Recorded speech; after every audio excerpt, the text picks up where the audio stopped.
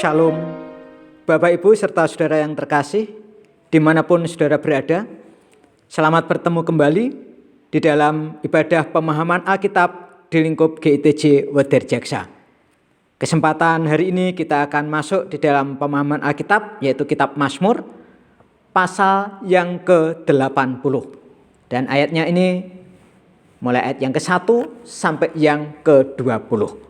Namun sebelum lebih dalam, mari kita akan berdoa kepada Tuhan, minta pimpinan dan tuntunannya. Mari kita berdoa. Tuhan Yesus, kami bersyukur sore ini kami bisa bersekutu kembali dalam pemahaman Alkitab. Berkati untuk ibadah pemahaman Alkitab dimanapun mereka berada, sehingga apa yang mereka pelajari, mereka pahami, membuahkan berkat-berkat dalam kehidupan rohani mereka. Kami bersyukur menyambut firman Tuhan di dalam nama Yesus Kristus. Amin. Bapak Ibu yang terkasih, mari kita akan membuka Alkitab kita dari kitab Mazmur pasal yang ke-80. Ayat bacaan ayat 1 sampai yang ke-20. Demikian bunyi kebenaran firman Tuhan. Untuk pemimpin biduan menurut lagu Bunga Bakung Kesaksian Asaf, Mazmur. Hai gembala Israel, pasanglah telinga, engkau yang mengiring Yusuf sebagai kawanan domba. Ya engkau yang duduk di atas para kerub, tampillah bersinar di depan Efraim dan Benyamin dan Manasye. Bangkitkanlah keperkasaanmu dan datanglah untuk menyelamatkan kami. Ya Allah, pulihkanlah kami. Buatlah wajahmu bersinar, maka kami akan selamat. Tuhan, Allah semesta alam, berapa lama lagi murkamu? Menyala sekalipun umatmu berdoa. Engkau memberi mereka makan roti cucuran air mata. Engkau memberi mereka minum air mata berlimpah-limpah. Engkau membuat kami menjadi pokok percederaan tetangga-tetangga kami. Dan musuh-musuh kami mengolok-olok kami. Ya Allah semesta alam, pulihkanlah kami. Buatlah wajahmu bersinar, maka kami akan selamat. Telah kau ambil pohon anggur dari Mesir. Telah kau halau bangsa-bangsa, lalu kau tanam pohon itu. Engkau telah menyediakan tempat bagi dia. Maka berakarlah ia dalam-dalam dan memenuhi negeri. Gunung-gunung terlindung oleh bayang-bayangnya, dan pohon-pohon aras Allah oleh cabang-cabangnya. Dijulurkannya ranting-rantingnya sampai ke laut, dan pucuk-pucuknya sampai ke sungai Efrat. Mengapa engkau melanda temboknya? Sehingga ia dipetik oleh setiap orang yang lewat. Babi hutan menggerogotinya dan binatang-binatang di padang memakannya. Ya Allah semesta alam, kembalilah kiranya, pandanglah dari langit dan lihatlah, indahkanlah pohon anggur ini, batang yang ditanam oleh tangan kananmu. Mereka telah membakarnya dengan api dan menebangnya. Biarlah mereka hilang lenyap oleh hardik wajahmu. Kiranya tanganmu melindungi orang yang di sebelah kananmu, anak manusia yang telah kau teguhkan bagi dirimu itu. Maka kami tidak akan menyimpang daripadamu, biarkanlah kami hidup, maka kami akan menyerukan namamu. Ya Tuhan, Allah semesta alam, pulihkanlah kami, buatlah wajahmu bersinar, maka kami akan selamat. Sampai segitu jauh pembacaan Alkitab yang terambil dari kitab Mazmur 80 ayat 1 sampai yang ke-20. Kesempatan hari ini kita akan merenungkan dengan judul Wajah Tuhan Bersinar dan Ada Pemulihan. Manusia di zaman modern saat ini, mereka sering berlomba-lomba untuk membuat wajah mereka itu baik. Bagi yang cantik, mereka ingin mempercantik, lebih cantik. Bagi yang sudah ganteng, mereka ingin lebih ganteng dan lebih. Dan itulah yang menjadikan keinginan, kerinduan orang-orang di zaman modern saat ini. Seringkali manusia menghabiskan dana mereka atau uang mereka semata-mata untuk mempercantik atau mempergagah dirinya sendiri. Oleh karena mereka berkeinginan supaya penampilannya itu oke. Namun yang perlu kita pahami Bapak Ibu yang terkasih dalam nama Yesus Kristus, bahwa sebetulnya Tuhan lebih tertarik bukan penampilan luar kita, bukan kecantikan wajah, bukan kegantengan wajah, namun Tuhan lebih tertarik, lebih melihat yaitu kecantikan, kegantengan hati manusia tersebut. Itulah yang lebih diperhitungkan daripada wajah secara fisik kita. Jika hati kita baik, tentunya kita juga akan memunculkan buah-buah yang baik juga.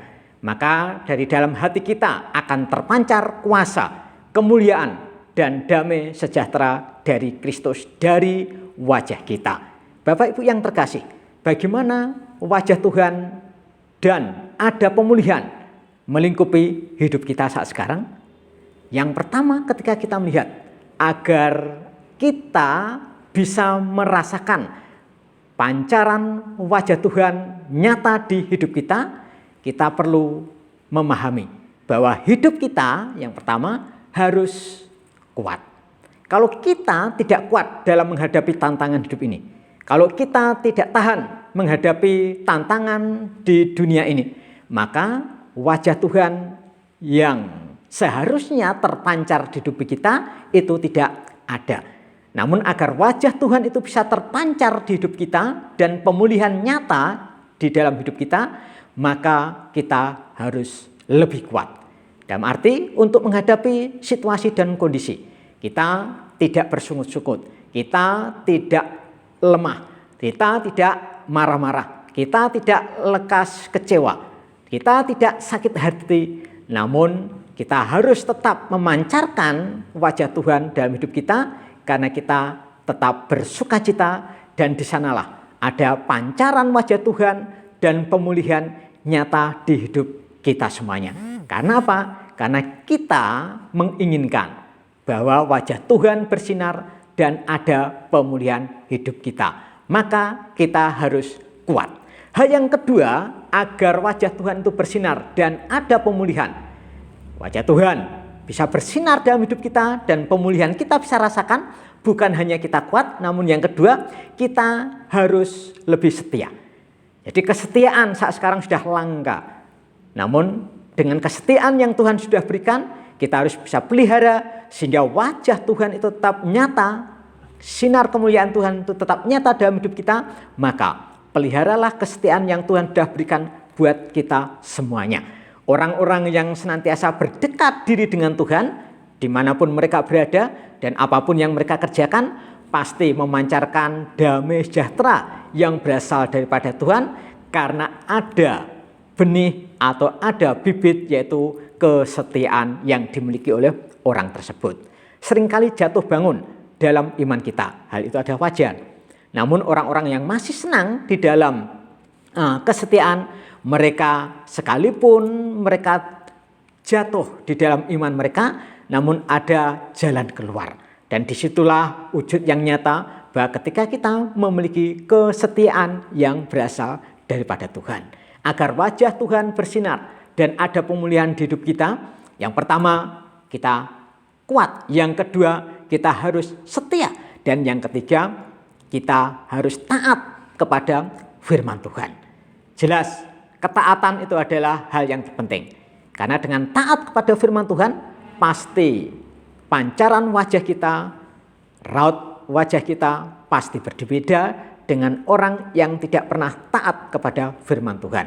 Sementara orang-orang yang hidup dalam dosa oleh karena mereka tidak taat, bisa saja dia kaya, bisa saja dia jauh lebih cantik, bisa saja dia lebih gagah, namun wajahnya akan tampak kusam seperti tidak ada sinar kemuliaan Tuhan. Oleh sebab itu, hidup kita harus bertahan. Hidup kita harus kita kerjakan tentang ketaatan kepada firman Tuhan. Hal yang keempat yang perlu kita pahami agar wajah Tuhan itu bersinar dan ada pemulihan di hidup kita, yaitu hidup kita harus penuh bersyukur.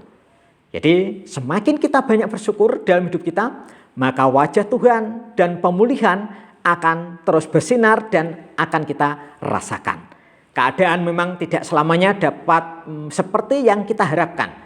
Tetapi bukan berarti Tuhan tidak menyertai kita, namun Tuhan senantiasa memberi kemenangan.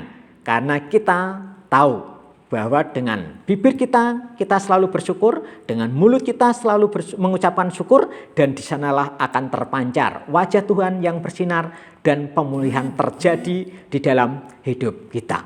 Bapak, Ibu, serta saudara yang terkasih dimanapun saudara berada, mari kita harus bisa waspada, menjaga hidup kita masing-masing, agar kehidupan kita ada pancaran Tuhan yang bersinar, dan ada pemulihan yang nyata dalam hidup kita.